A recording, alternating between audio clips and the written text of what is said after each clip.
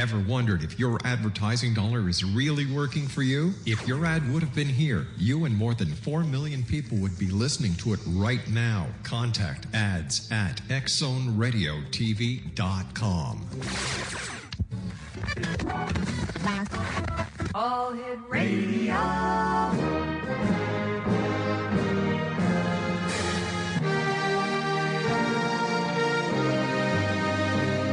Welcome to the X Zone, a place where fact is fiction and fiction is reality. Now, here's your host, Rob McConnell.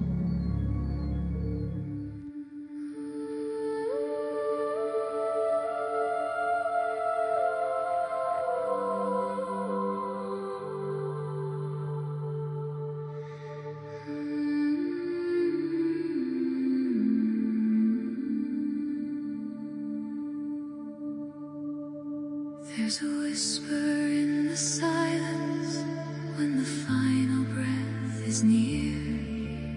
A gentle hand beside you, calming every fear. The room grows soft with shadows as the earthly chains grow light.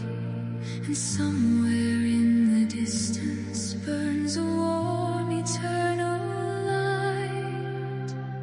Beyond the veil, beyond the night, past the sorrow into the light. Guiding spirits softly call. No one ever walks alone at all. Through the doorway, hearts set free. Past what was to what will be. Beyond the veil, we all must go. To the great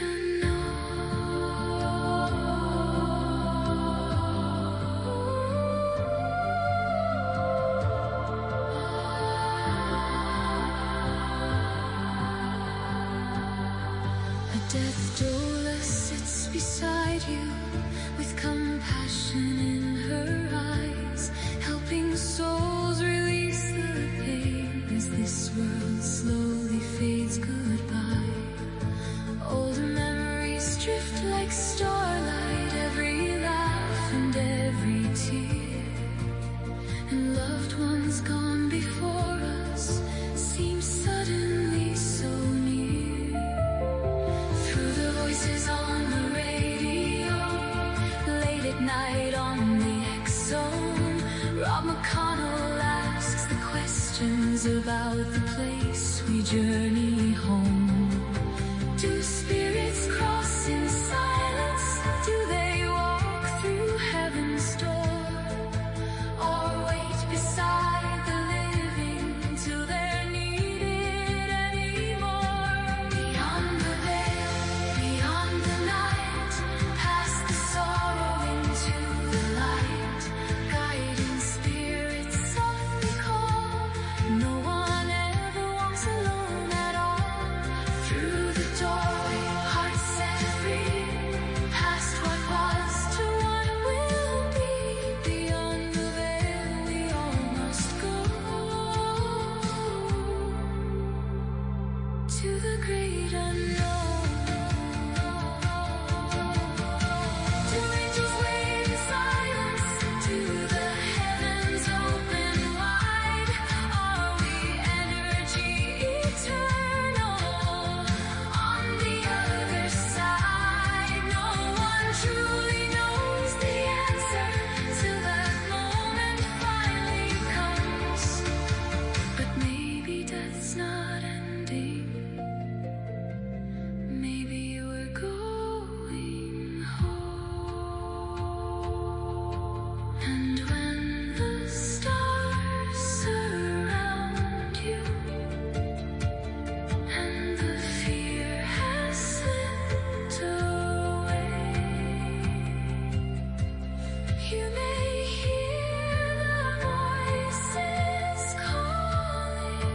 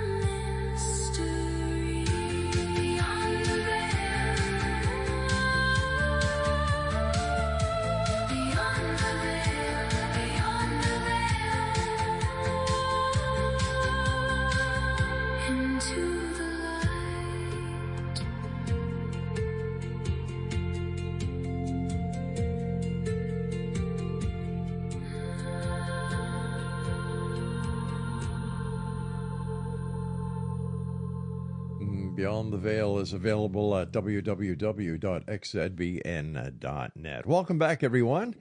Tonight we welcome a very special guest this hour whose life and work have taken her deep into the heart of the paranormal. Joining us is author, paranormal experiencer, registered nurse, and death doula, Lynn Monet. Creator of the chilling and thought-provoking Omnipresent series based on true events that forever changed her understanding of reality, consciousness, and what may exist beyond the veil. For more than 3 decades, Lynn has worked in end-of-life care, witnessing extraordinary moments that many believe offer glimpses into life after death. Her personal encounters with unexplained phenomena, spiritual energies, apparitions, and interdimensional experiences have captivated audiences around the world and earned her appearances on major paranormal radio programs and podcasts. Tonight we'll explore haunted encounters, spirit communication, shadow entities, death and afterlife, consciousness beyond the body, and whether humanity is far closer to the unknown than we dare to imagine. All right, so dim the lights, lock the doors, and prepare yourself for a journey into the mysteries of the paranormal. I'm Rob McConnell, and I am your host as we come to you from the broadcast centers and studios of CanCom Broadcast Network and your hometown radio, Classic 1220 CFAJ AM, that stream us around the world on classic1220.ca. Joining me now is Lynn Monet, and Lynn, welcome back to the X Zone. Oh, Rob, thank you so much for having me. I was really looking forward to doing this tonight. Lynn, when did you first realize that your experiences with the paranormal were different from what most people encounter? You know, I grew up in a haunted house, unbeknownst to me. I mean, it was normal, commonplace for us. We lived about 3 short blocks behind a hospital that back in the 60s, it had a nursing home, what they called nursing home. Now they call them skilled facilities. So it was commonplace for my siblings and I to see people in patient gowns walking through our house. And to us, it was like nothing. It was like there's a door, there's a toaster, there's a dead person. So, you know, and it's not exactly something that back in the 60s that you talked about, because they literally would send the men in white coats to your house to call you away and give you a lobotomy. But that's kind of how it all started. We were never really taught to be frightened of it until a little bit later on.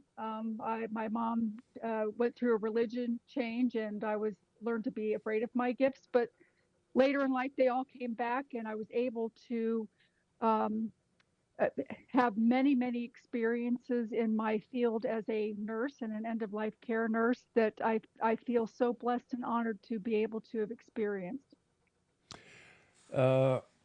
What inspired you to write Omnipresent series, and how difficult was it to relieve those experiences while writing them? Well, I was a single mother, and I purchased a house unbeknownst to me that was haunted.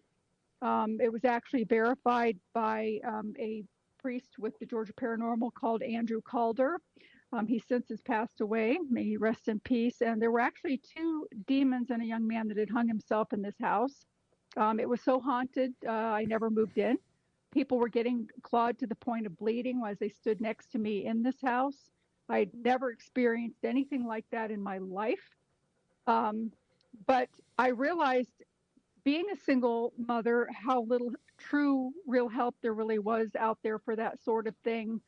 And especially people that just wanted to take advantage and come in and take pictures and rile up your ghosts and walk off and leave you with them. So I decided to write the books to validate people that were having similar experiences, to hopefully also give them some guidance with the self-help sections that I have in the back of all of my books to help them determine whether they have, you know, a haunting or not. And, you know, this thing does exist for some people, and those that don't have these experiences are very fortunate, but, you know, it does happen. So with that being said, I then wrote a book after that because people wanted to know what had happened. I actually got a hold of the people that sold me the house and learned of their experiences, and then things kind of continued on that way.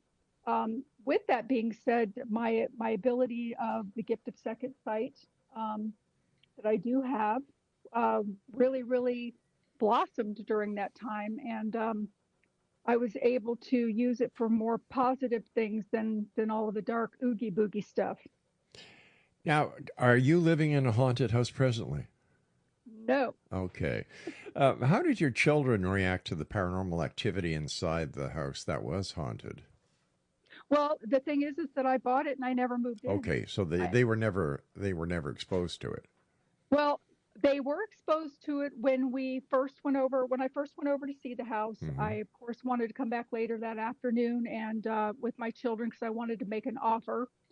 Being a single mother in the income bracket that I was in, I didn't have a lot of money, so I was limited. Either they were old buildings that needed a lot of work or they were next to a stinky paper mill. So when this house came on the market, it was almost too good to be true, and actually probably could have sold for about $100,000 more than what they were asking. So I took my children over that afternoon after I had walked through the house. Mm-hmm. And my children asked, they're running through the house picking out their bedrooms. And there was this one bedroom upstairs that was small and nobody wanted the small bedroom. So there was this area downstairs. It was a split level house.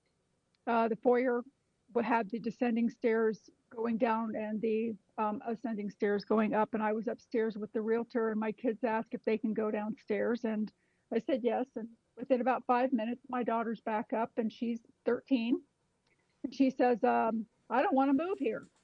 And I'm like, what, are you kidding me? We've been living in a single wide trailer that you could fit in this place 4 times over if you were to stack it on itself. What do you mean you don't want to live here? And I was embarrassed because here this poor realtor's been hauling me around for a year, trying to help me find a house. And this house is just like too good to be true. And it really was. It ended up being the booby prize. But, so I asked my daughter, I said, what did you say? Because at first I'm shocked and I'm embarrassed. And she says, there's something about this house that I don't like and I do not want to live here. All right, and stand by, Lynn. We're going to have to take a break. And when we come back, we'll hear the rest of this story. Children are very perceptive. And they are. We'll be back talking about the strange, the weird, the bizarre, life after death, and much more.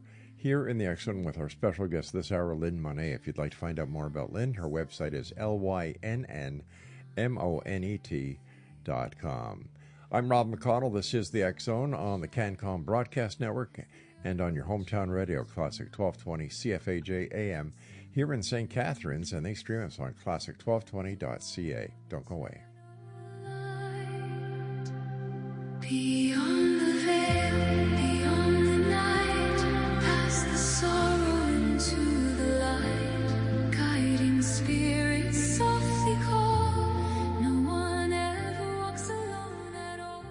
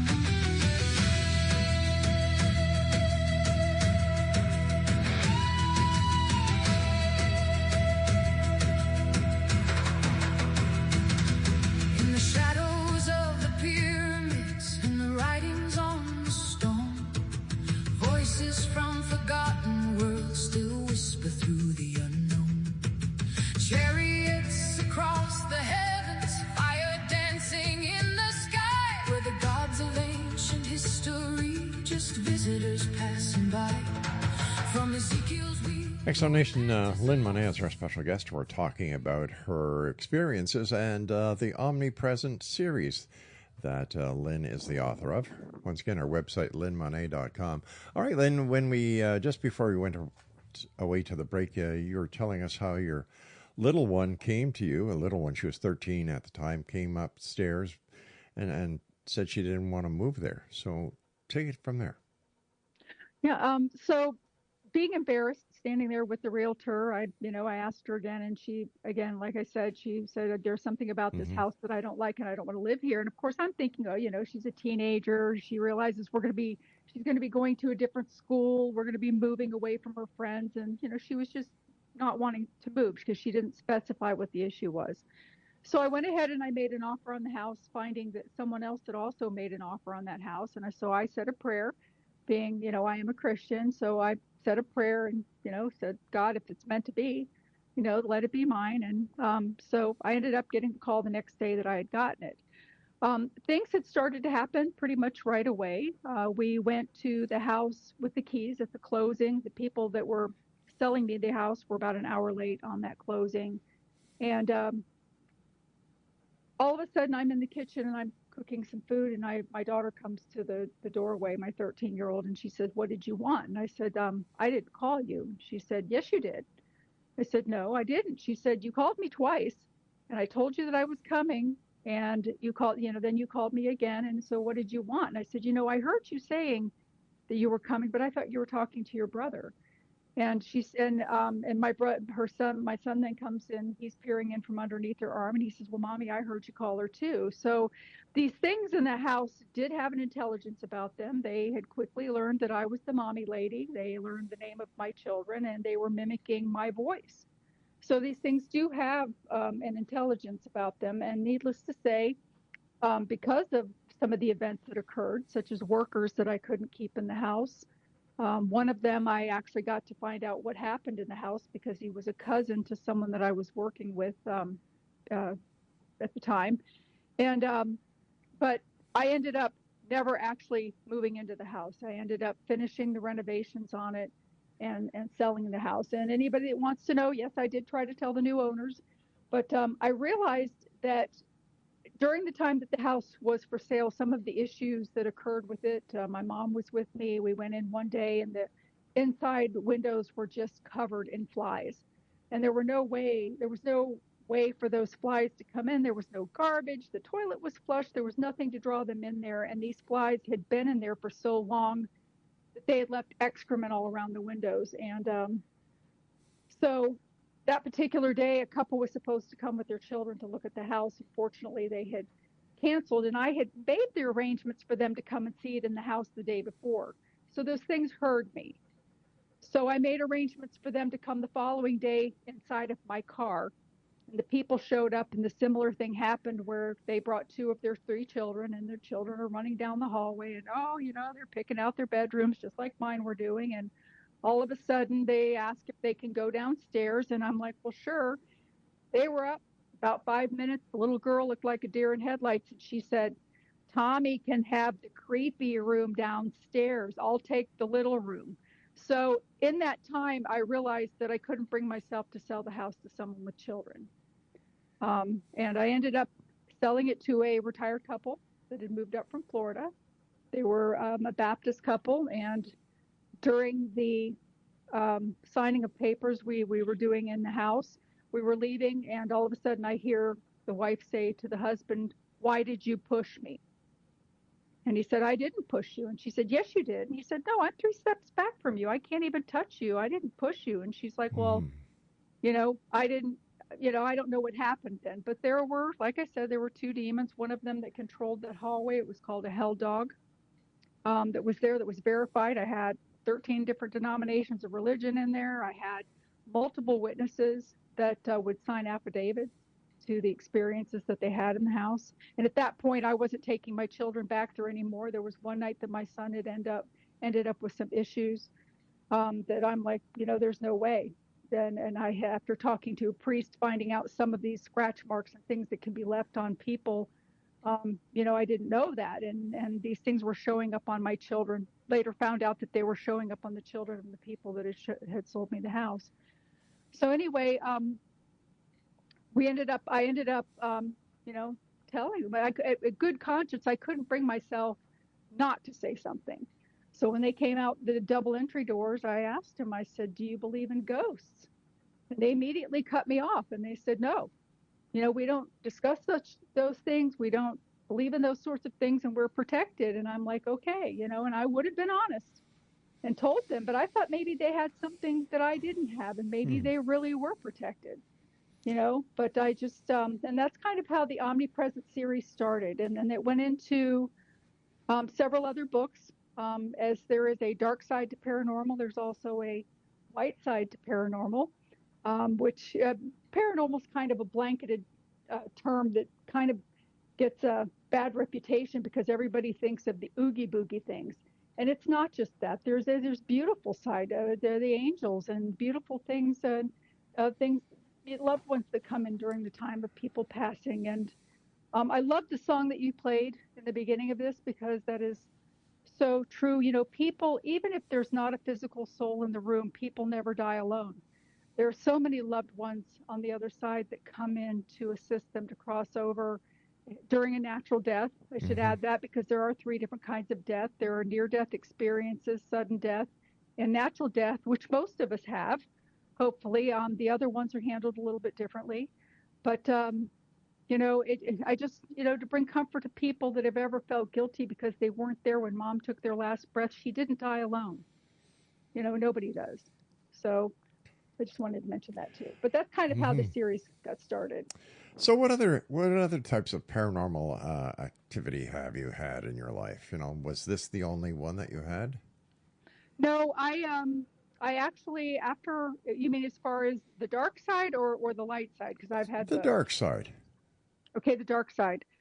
After I had experienced that house, and of course I had made mention that I had written a book afterwards because everybody wanted to know what happened next. And the picture on the front of that book, unbeknownst to me, of course, I took to do for sale by owner. I caught a demon in the window, that kitchen window, that you can see very clearly. And I didn't even know it was there until I looked at the picture after the fact. But anyway, I had contacted the family, and they verified what I was saying. And a lot of other people that I were talking to were telling me about that whole area of East Flat Rock being haunted. But after that, I had gone through a divorce. Here I am, a single mom again with a little kid. My other 2 children are pretty much grown. My son lived with me for a while, but my daughter that was 13 with the first house was off and gone. Had gone to college and was living her own life. And so, but here I had a 3rd child. And I was looking for a place to move, and I found this townhouse that was reasonably priced and it looked like it had been renovated. And I went there and I met with the lady to sign the lease because I did a virtual walkthrough. So I kind of went in without my feelers on. I did notice that it needed to be cleaned a little bit more. And I mentioned that, and she said that it would be ready, like that Monday. This was on a Friday, that they had the maids and stuff coming in to clean. And when I went and got the keys on Monday, I went in and I noticed that the house wasn't clean. The oven was still nasty. The toilets were nasty. The refrigerator was gross. So I called them and I said, listen, y'all didn't, this is supposed to be move-in ready, and it's not. And I can't move in my stuff. Well, lo and behold, just to go forward, as I was bringing stuff back and forth to the townhouse and constantly for 3 days arguing with them to get someone over there to finish cleaning the house so that I could actually move my stuff in. I wasn't putting my dishes away with roach poop, in the cabinets and things like that they needed to send an exterminator over for. I get a call from the maid, the cleaning lady that was supposed to do the cleaning. And I was driving my van, and she told me, she said, I know this is going to sound crazy, but please do not move into that townhouse. And I'm like, well, why? And she said, because it's haunted. And the thing was, is I had been in the kitchen. I did hear mumbling. I just thought that because the kitchen faced a parking area, that it was people talking outside. I was new. I didn't think that it was something inside of the house. And I was putting my clothes away upstairs, and out of my peripheral vision, I did see a spirit of a little girl walk in, and I figured, no problem, I'll cross that over. It's not an issue. So when the cleaning lady told me, she begged me, she said, please don't move in there. I said, listen, I've already signed the lease. I said, I can't renege on this. They have my money, and have to move in there. I said, is it the little girl? And she said, there is a little girl. She said, but it's not the little girl. It's the tall, slender man with the black eyes that mumbles in the bathroom and in the kitchen. And I'm thinking to myself, I reflected back onto me hearing the mumbling. And like I said, I had assumed that it was somebody on the outside. Mm-hmm. But again, I figured, oh, well, I know how to deal with these things. I've had to deal with them before, and I've been helping other people with these issues. But the thing is when you move into a place that is connected to somewhere else, like an apartment that there's one above or below, or you've got somebody next door on either side, the spirits are tricky. They'll just step next door while you're clearing the house, wait for you to finish, and then they come back when you're all done. And they come back with a vengeance sometimes. They even get more, opening and closing doors and turning on and off water. And this, there was one ghost, and I have a picture of this that I took with my own camera of a ghost. It's the only time I've ever seen one that's nude, because they usually show up in clothes, especially when somebody's crossing over. Nobody wants to see mom walk up to their bed naked to help them transition over. So they do show up in garments and clothes, usually what they've been buried in. And this is the first time I've seen a naked ghost, and it was a man, and he was literally going from townhouse to townhouse, pulling down women's covers and crawling in bed with them at night. And he was also groping males, so he was just an all-around perverted ghost. Stand by. We've got to take another break here. Fascinating stories. And Lynn and I will return on the other side of the short break, Exo Nation. If you'd like to get more information about Lynn, visit her website, lynnmonet.com. I'm Rob McConnell. This is the X Zone, and we'll both be back on the other side because, hey, fact is fiction, and fiction is reality. Monday through Friday from 10 p.m. until midnight, right here on the X Zone Radio Talk Show with yours truly, Rob McConnell, on the CanCom Broadcast Network and your hometown radio, Classic 1220, CFAJ AM, streaming us at classic1220.ca.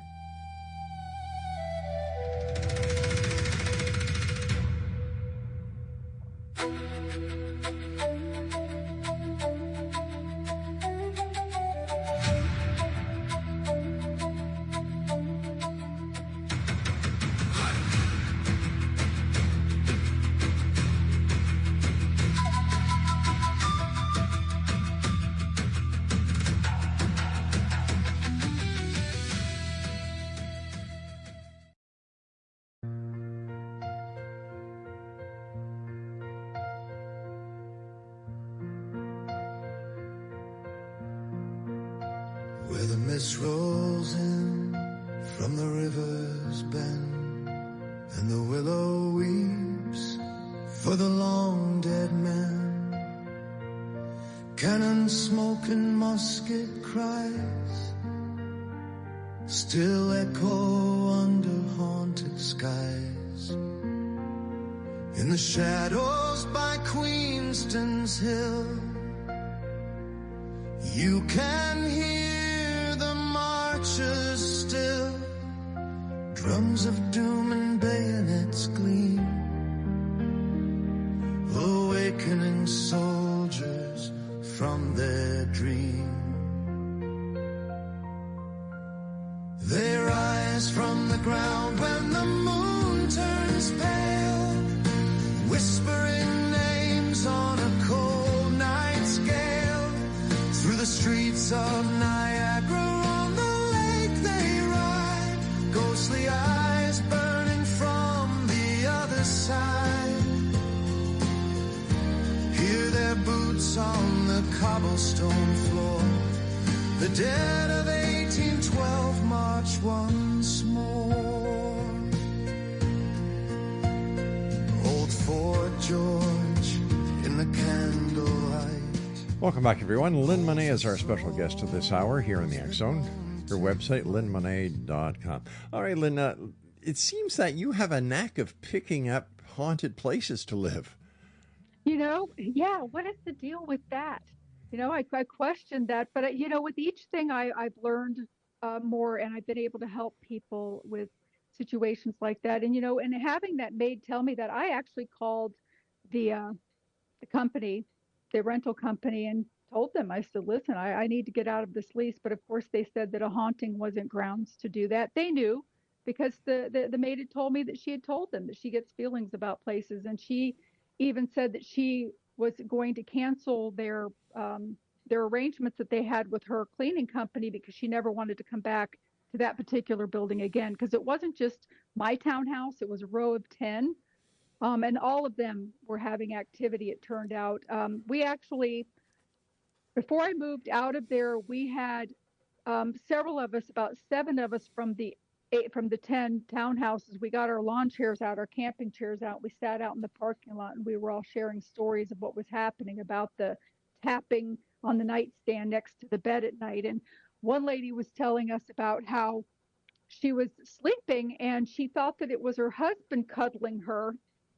And so when she rolled over to cuddle him back, he was sound asleep snoring, and she got mad at him. She's like, "Why were you cuddling me, and nuzzling me? And here I am, I'm rolling over to cuddle you back, and you're sound asleep." And he's like, "What? I've been sleeping the whole time." So this particular being was crawling in bed with people and creating problems for people. I mean, I would hear things next door get thrown against the wall when the people weren't home, or when one person was home and that girl would end up coming over. I was constantly passing out dragon's blood and frankincense and myrrh, for people. But the thing is the good thing that did come from it, and I was forced to live there for the whole year, but I found a way to clear the house that I was living in individually, and to put like a force field, a spiritual force field with prayer and, things like that. So I share that in my book as well. That book just came out, actually, I believe in January. It's called Becca Dawn Drive. All of the stories in it are true. And, people were having similar things happen. I remember laying in bed one night, about 3 nights in, and hearing the tapping on my nightstand. And since I knew what it was, I'm like, look, you need to run along, because you're not going to get what you want here. Because usually they like the scare factor, because we emanate an energy about us that they can see, and they feed on it. It's called lush, and it's like their chocolate. So they love to have people be sad or scared or whatever, so that they can go on their little feeding frenzy. But the thing is normally I would have gone in with my sensors on, and checked out the place. I would have gotten my camera out, taken some pictures, because sometimes orbs and things will show up, and different energy forms will show up. But because I looked through this house virtually, and it was such a good deal, and I didn't want to miss out on it, when I met with the management company to sign the lease that day at the apartment, I did a quick walkthrough, and I was more focused on the fact that it still needed to be cleaned, that I didn't do anything sensory. So I totally missed the ball on that one. But again, I did learn how then to help people to set up a force field type thing to block, once the spirits have been removed that they don't want in their house, then they're not able to come back in, even if they live in a home that's connected to someone else's. Because you just never know what the guy next door is doing. True. And he might, he might have his little addiction thing going on or whatever. You might have a whole fan club of spirits over there that nobody wants in their house. So you got to find ways to be able to keep them out. So with each thing, I've learned some good things from it as well. And I'm like desensitized to it anyway, in that sense that I'm not afraid of it at all. I've been in the face of a hell dog more than once. It was the same hell dog. But yeah, so I mean, you can't get much more evil or scarier than that. Explain to our listeners what a hell dog is. As Father Andrew Calder explained to me, and he was an exorcist. He explained to me that as there is a hierarchy of angels, starting with like the cherubim all the way up to the archangels, that there's also a sub-hierarchy of demons, and they start out with things kind of like a gargoyle-looking thing, and then they go deeper, and as they go deeper, they become stronger. A hell dog is at about a level 5, and each one has the ability to do more things. And this particular, in the house where the hell dog was the one that I never moved into, and it would run the stairs. You'd see it, and it had a second demon with him that was kind of like the fan club, watching what the other one would do. And they would do things. They could put like impressions in your mind, so you'd all of a sudden feel like there's a snake coiling in your pocket and crawling down your leg. People make the mistake of thinking that ghosts leave drafts of cool, but sometimes they don't. Sometimes it's very, very warm air. almost stifling, and it makes it hard to breathe. And I really, with SIDS, with babies, I have been pushed and clawed and things like that and attacked before by a demon. And I can tell you, with the force that they're able to do it, they can, in fact, I wouldn't be surprised if they were the ones that were behind that, since there's not really a medical reason for SIDS, because they could suffocate a newborn baby that's on their stomach very easily.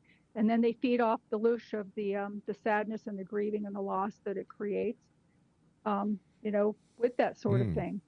But yeah, so I've tried to kind of get away from the dark side a little bit more and gone more to the light side, because there's so many more beautiful things, and I kind of like being in the loving light of that. I've also found that the love repels the darkness, because they don't have the ability. They have some emotions like what we have, but they don't have the ability to experience joy or love or any kind of, happiness that way. And it's actually a repellent to them. That type of thing brings them pain, so they avoid it.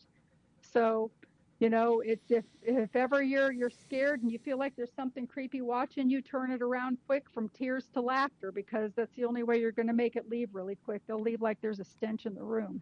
That is for sure. What keeps these dark members of the paranormal here in this on this planet, in this plane, in this reality? How do you get rid of them? Well, first of all, there are too many people letting them in. There are too many people doing things that the beings like. They are creatures of habit. Some, we also have lost souls too, which are people that have not crossed over, and when they don't cross over, they still have their mental illness, their addictions, the cause of death shows. But a lot of times the demons are around kind of even overseeing those, for lack of a better word. But you've got to realize they just like in 2020 that they came out, or maybe 2018 that they came out with Ouija boards, Barbie Ouija boards, pink one for girls and a Ken blue one for boys. You have to be 16 to be able to drive a car. Most states you have to be 21 to be able to drink, but you can be 8 years old and let portals open up to let demons in your house and on the land, at that age, because simply because of things like Ouija boards, that people buy for their kids. People don't realize too, if they could see what I see, how many dead people are standing around them and during their cigarette break, just trying to smell the smoke, because they were smokers before they passed. So people standing around people in pubs trying to get a sniff of their drink. And dudes, if you're in a little porno place, you may have a whole fan club sitting with you watching the porno with you. And what you're doing, they may want to charge admission for. But I'm just saying, people's behavior is what they're drawn to. The depression, the mental illness, all of these things that they can continue to create because they feed off of the energetic loosh that we give off.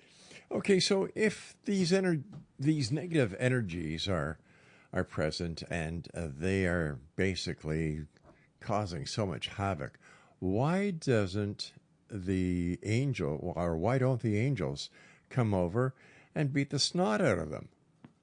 Well, because our angels, most of the time, I was just having this conversation recently with somebody, and our angels have to allow us to, what is the word that I'm looking for? Freedom of choice. And they are more than willing to step in. They love to step in and help us, but people don't ask them to.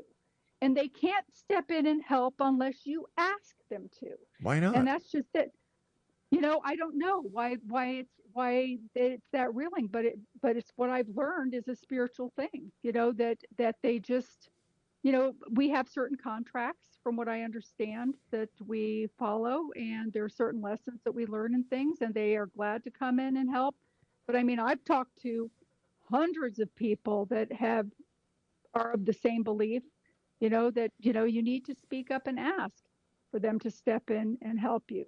And, and also too, why, if you put it this way, why would an angel step in and help some person that's purposely sitting there trafficking children or watching that sort of thing, Well, to come in and help them. You know what I'm saying? I mean, the person's rolling out the red carpet for these things to come, and they want them to be there. You and I have to take a break. We'll be back on the other side as we wrap up this hour here in the X Zone with yours truly, Rob McConnell, and my guest, Lynn Monet. If you'd like to find out more about Lynn, www.lynnmonet.com. I'll be back on the other side with Lynn. Don't go away. Haunted skies, in the shadows by Queenston's Hill, you can hear the marchers still. Drums of doom and bayonets gleam, awakening soldiers from their dream. They rise from the ground when the moon turns pale, whispering names on a cold night's gale. Through the streets of Niagara on the lake they ride, ghostly eyes burning from the other side. Hear their boots on the cobblestone floor. The dead of 1812 march once more.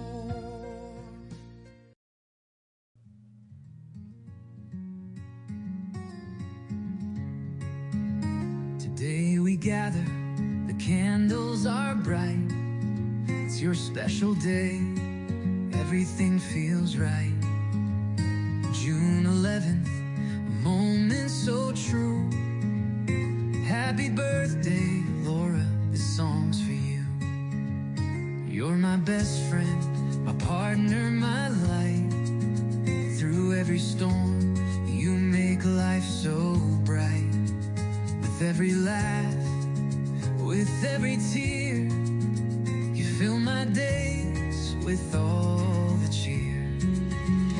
Happy birthday, Laura, with love from my heart. You're the sweetest gift, a true work of art. Thank you for everything, for all that you do. Every moment's a treasure when I'm here with you.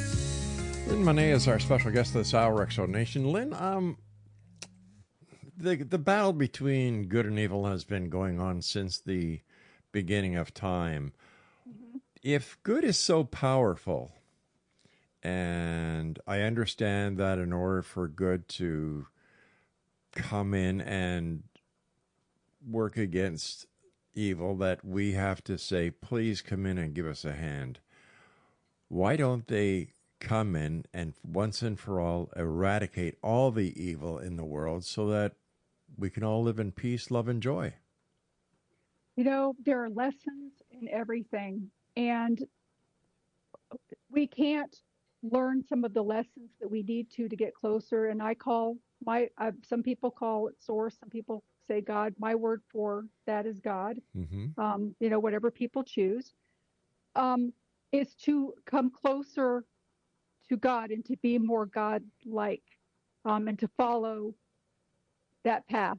When people are so off on doing these other things like black magic and voodoo and porno and adultery, if the angels were to constantly come in and clean it up, these people wouldn't learn their lessons to stop and to turn to God. Well, wait a sec. Hold on here. Aren't we putting a lot of responsibility on God or the source instead of saying, hey, humans have fallacies? And in fact, according to the Bible, if you believe in the Bible, God made us in his image, his likeness, which means that God has the possibility of being corrupt as well as negative. That's a good point. I've never thought of it that way, but he has the ability to, but apparently from what you're saying, but he's choosing not to. And people have those same choices. So,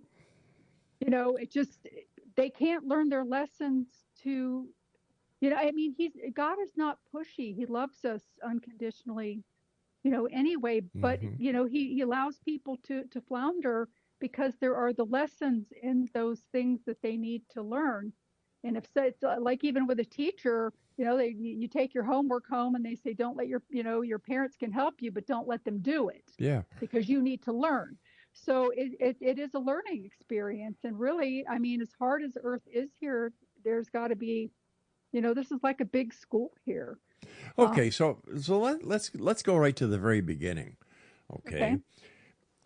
And God said, "Let us create man in our image, in our likeness." Poof, there we are. Why did he create evil?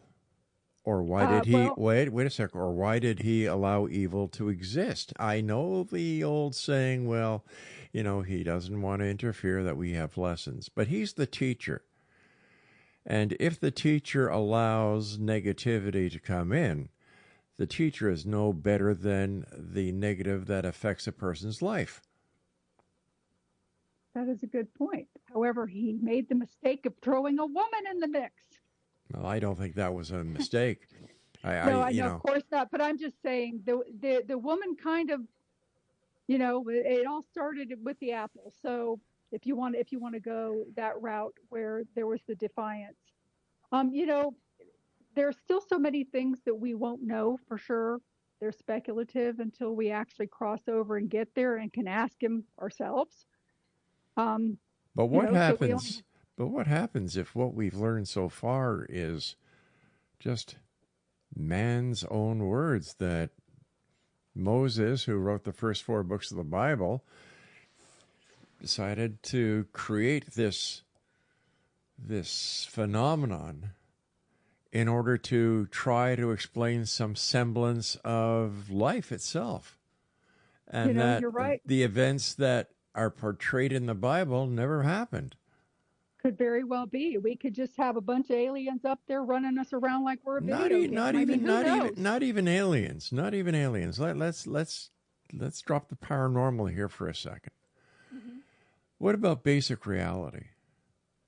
That we are just a creation of our own evolution. That there is no God. That there are no aliens. It's just us. The way we have evolved. We are a binary existence. There's male, there's female. There's good, there's evil. There's up, there's down. There's left and right. There's life, there's death. In fact, the moment we start living is the moment we start to die. That's true. So how can we explain evil if that... I think that evil is created by the person. I agree. Okay. When you look at the big picture of the religious philosophical aspect of life, we need something to believe in. We don't want to be these creatures that were evolved to this point, and once we die, we become worm food. We want to believe that life goes on. We want to believe, and belief is the strongest power in the universe. If you believe it, I believe you will possess whatever you believe, whether it's good or whether it's bad. But if there is evil and there are negative forces, if God did create everything, okay, so there have been mistakes in the past. What did he do with Sodom and Gomorrah? Bang! Got rid of them. What did he do with the Egyptians chasing the Hebrews on their way to the promised land, going through the sea? Bang! He drowned them all. And there are continuous examples throughout history and throughout the Bible of the gods intervening to help their chosen people. So why did he allow evil to exist in the first place, if he or she or it could have created something more wonderful without the evil? And why do we need to learn lessons? I have that same question. I do. I agree with what you're saying. I don't know. Does anybody really know? I don't know. But it's a good question. It's a good point what you're making as well. So. And it seems that if there comes something that we can't explain through the goodness that we've been taught, it has to be evil and it has to be paranormal. You know, though, in my work as a nurse, I've seen some very beautiful things that are spiritual that have also been validated by the patients that have been actively crossing. And that doesn't mean too that, you know, it might not be some video that's being played in their head or whatever, but I've actually seen some of the spirits come in to collect them as well. So it gives me a little bit more hope that there actually is something good out there. At least that's what I want to believe. I want to believe that too, but I want to understand why we have all this evil in the world if we were created in God's own image, his likeness. That means God is not perfect. He has fallacies. He has created creatures or children that have serious problems. Why doesn't he fix it? I don't know. But yeah. It's a good question. And, you know, maybe we don't have the ability to understand in human terms. I mean, there are words that some of the things that I've seen that there are no human words to explain it or feeling that can touch it. It just is.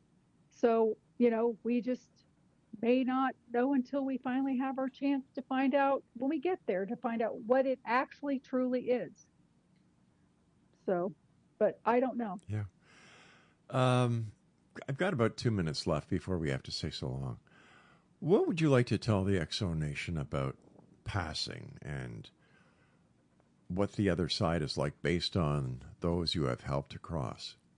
Oh my gosh. The love and the elation that comes from that other side as the beautiful beings do come in and enter the room to help collect their loved ones. I've been lucky to be in the room, and as I mentioned, we never die alone. There's always loved ones that do come in to get us, and that I've seen with my own eyes. So I believe that. What happens after that, I don't know, but this is what happens with a person that is transitioning. And I have been in the room with people, speaking of seeing the angels, that I've also seen, speaking of babies that haven't been born yet that turn out to be born, just as they said, descriptive down to the eye color and hair color. A blind woman telling me what color her son's shirt was because her deceased husband was in the room, told her what color the shirt was. A woman with Alzheimer's that hadn't spoken in 3 years, yelling out to the angels that were bulging out of a room of a client who was passing actively in the hallway in the first door down on the right, where this woman was sitting and watching the loved ones come in to collect them. You know, I mean, I've seen this and heard this over and over again. So if you believe that way, that you can seek comfort in the fact that our loved ones, our pets do go somewhere, and your loved ones, you will see them again. Death is not the end. You will see them again. And if that brings comfort, you know, to people that are grieving loss at the moment, I hope that also helps. That brings comfort to me. It really does. But I also want answers. Oh, I agree with you. And you've got a great question there. I don't know how to answer. Only God can answer that one. And I guess nobody will know until we get there. I mean, I did have a near-death experience, but it wasn't. That's a whole nother show, because I know we're coming up on the end of that. But yeah. It's a wonderful life. There's no two ways about it. I've seen wonderful, joyous things being in the police force, and I've seen the side of people that I hope not very many people get to see. It's a cruel world out there. And, you know, people try to help people. And I really hope that with the experiences that you share in the Omnipresent series, that people will learn and that people will have faith, and they'll see that, yes, there are things that are better. Yes, there are things that we can't understand.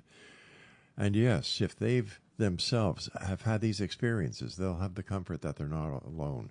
And hopefully they'll reach out to you for your help and your guidance and the knowledge that you've gained during your lessons dealing with the paranormal. I would welcome that. I would. And thank you so much for having me on. I've really enjoyed this. Oh, I You're an enjoyed it amazing too. host. Oh, And I look forward to coming back again. I promise you, you will. So you take care of yourself. My regards to your family, and keep the great work up. Thank you so much. Blessings to you, my dear Have a friend. good evening. You too. Bye-bye.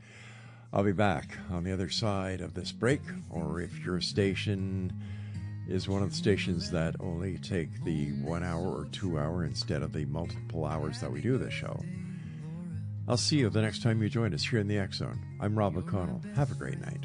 My partner, my light, through every storm, you make life so bright. With every laugh